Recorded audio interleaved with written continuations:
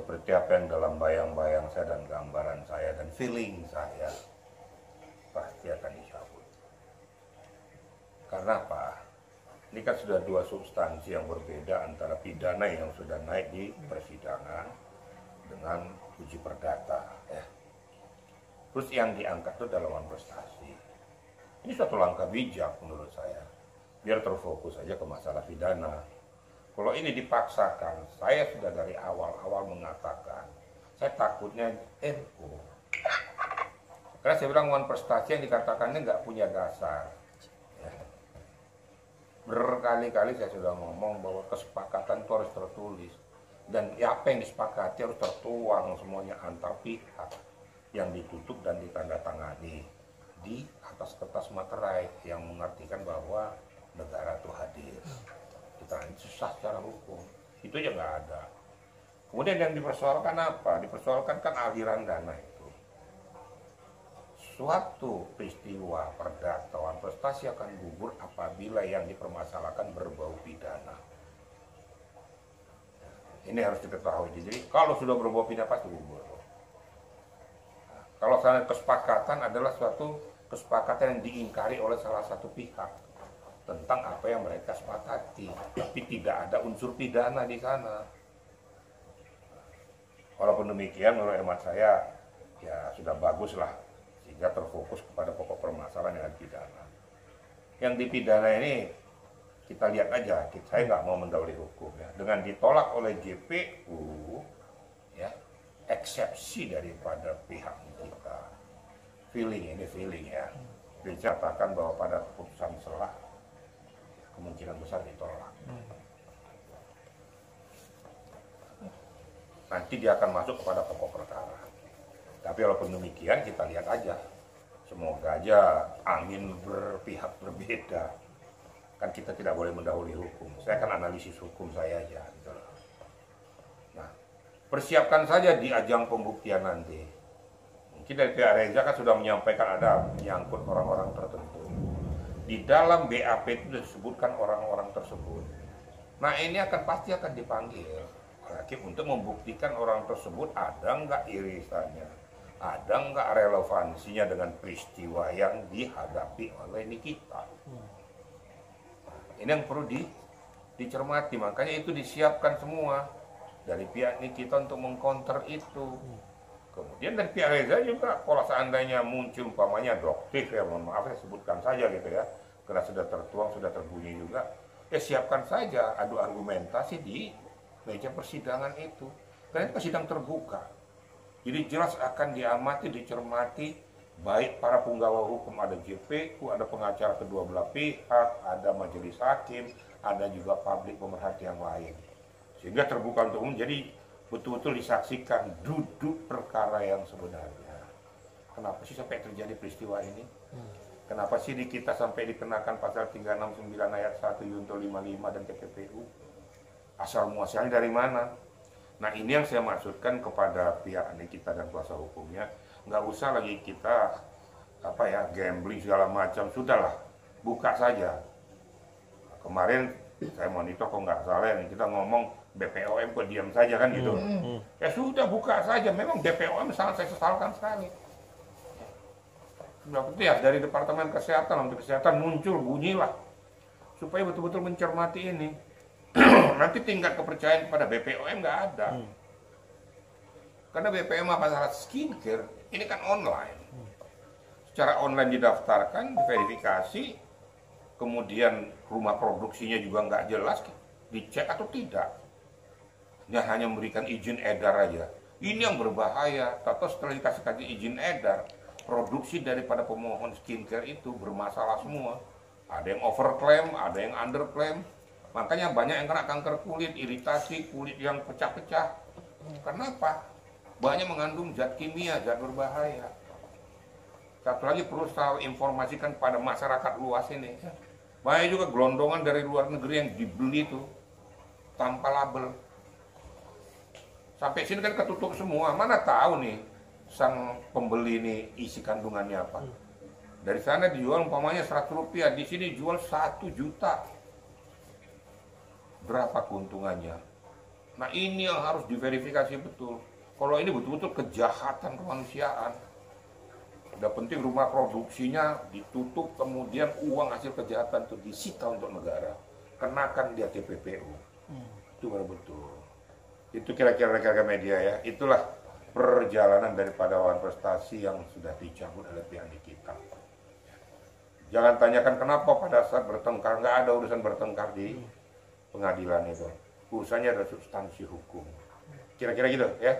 Tapi Mir juga sempat sebut Pak bahwa saat di BAPI itu juga nama dokter itu disebut terus gitu. Tapi kenapa tidak dilibatkan? Nah dari pihak Reza Gladys pun pas di sosmed dia juga udah bertanya kenapa pihak kepolisian sampai detik ini tidak memanggil Doktif katanya gitu untuk menindaklanjuti, karena di awal pelaporan pun sumber pertama itu dia menyebutkan nama Doktif bukan NM. Kalian tahu dipanggil atau tidak? Kan nggak tahu, itu kan asumsi mereka. Faktanya pada saat pembacaan dakwaan itu disebutkan nama-nama itu. Maka saya bilang jangan berasumsi dulu. Nah nanti apakah dipanggil atau tidak itu kan saya bilang tadi, apa-apa yang tersebut di dalam BAP itu di depan majelis hakim akan dipanggil untuk minta keterangannya sesuai dengan apa yang disampaikan oleh pelapor tentang situasi kondisi itu. Saya yakin kalau memang Doktif nanti memang sebutkan dalam BAP pasti akan dimunculkan di ajang pembuktian. Percaya dengan saya. Di samping nanti tentunya ahli pidana, kemudian ahli yang lain yang menyangkut bidang kesehatan dan sebagainya, uji materi di situ. Nah disitulah kesempatan ajang pembuktian siapa sebenarnya berbuat yang tidak benar ini. Nanti akan ketahuan, bukan nih kita aja yang korban yang lain-lain yang ikut dalam irisan dan relevansi akan kena semua. Nah makanya saya katakan tugas tanggung jawab pengacara depan ini kita ini sudahlah, toh sudah kena. Mau korban sendiri, bongkar saja Pandora itu. Ini juga akan bermanfaat bagi masyarakat. Kalau memang ada irisannya masalah ke skincare, bongkar. Kenapa permasalahan ini? Daripada kamu kena sendiri. Nah, ini kan ada untungnya. Sehingga juga BPOM yang diam-diam ini juga harus diperiksa juga. Kenapa kamu diam-diam aja gitu loh? Pick up kayak berita, keterangan. Ini kan jadi merugikan daripada konsumen satu. Bisa saja juga merugikan daripada produsen yang punya skincare. Contoh ya, saya nggak berandai-andai. Umpamanya Reza nih, dia punya skincare-nya ada. Tak tahu benar. Tapi kalau di sangka akhirnya turun produksinya, kan kasihan Rezanya. Bunyi BPOM. Tapi kalau seandainya skincare-nya bermasalah, segera ambil langkah tindakan hukum. Sehingga itu ditutup rumah produksinya, sita uangnya. Karena itu hasil kejahatan. Nah, kira-kira gitu. Jadi saya kan fair-fair saja ya. Saya berada di tengah, mana yang mudah saya katakan benar, mana yang salah ya salah. Saya yakin semua sudah dicermati oleh majelis hakim. Nanti kita lihat aja keputusan selah nanti buntutnya nanti apa isinya.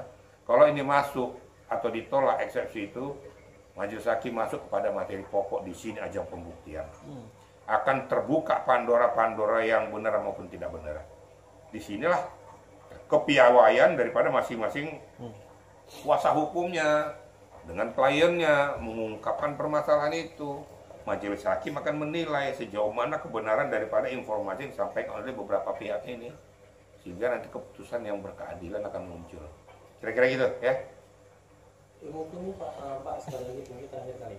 Kan dari pihak MIK sendiri kan mencabut gugatan kontestasi itu karena mau fokus ke pidananya. Kenapa nggak dari awal aja nggak usah bikin gugatan kontestasi kayak gitu kan? Apa kalau dari pihak Reza Gladys bilang ini agar menghambat pidana? Apakah dari ya itu silakan lah. Saya kan nggak mau mempetak komplit apa yang di dalam alam pikir daripada kuasa hukumnya, kan begitu ya. Tapi saya dari jauh-jauh awal sudah berbicara tentang ini.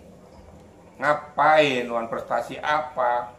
Nggak substantif, nggak bakal kena.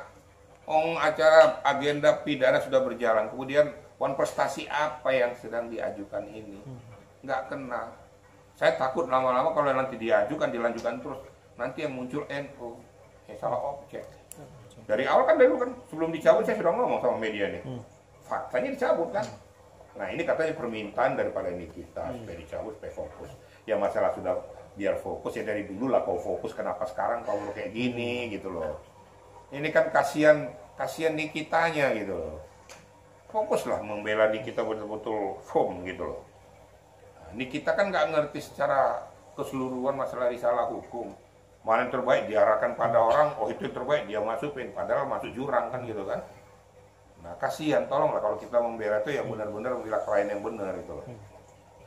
Ya kita doakan lah nih kita, mudah-mudahan dia kuat bagaimanapun secara pribadi ya. Saya kasihan ya dia ya. Anaknya juga sedang bermasalah di pengadilan, dia punya anak ya. Omong kosong, seorang ibu tidak berpikir, itu darah dagingnya semua. Ya kita doakan dia tetap kuat ya, bisa menjalani permasalahan semuanya, semoga berjalan dengan baik. Itu kira-kira ya dia. Oke, siap. Pak, boleh bahas ini nggak Pak, yang terkait Ahmad Dhani yang laporin psikolog di Tagani? Enggak usah. Nah, Saya belum menguasai. Saya gitu lah, kalau saya belum kuasai saya nggak mau sama ngomong. Nanti saya asbun nanti. Pak, mungkin ini terakhir ya Pak, ini titipan redaksi mau bahas tentang diplomat yang meninggal itu. Siapa? Yang Diplomat yang muda. Belum saya pelajari. Belum. Kalau mau kirim Makanya kalau kamu mau ini kirim link dulu. Kirim ke, kasih saya ke selalu Bapak. gitu. Jadi jangan Jangan mendadak dadakan. ngasih sama saya. sama kasih bahan kasih pertanyaan bahan. ya. Next. Jadi kalau kau kirim, tujuan saya apa? Justru kau semakin ratingmu tinggi, Nambah ilmu juga. nambah itu apa?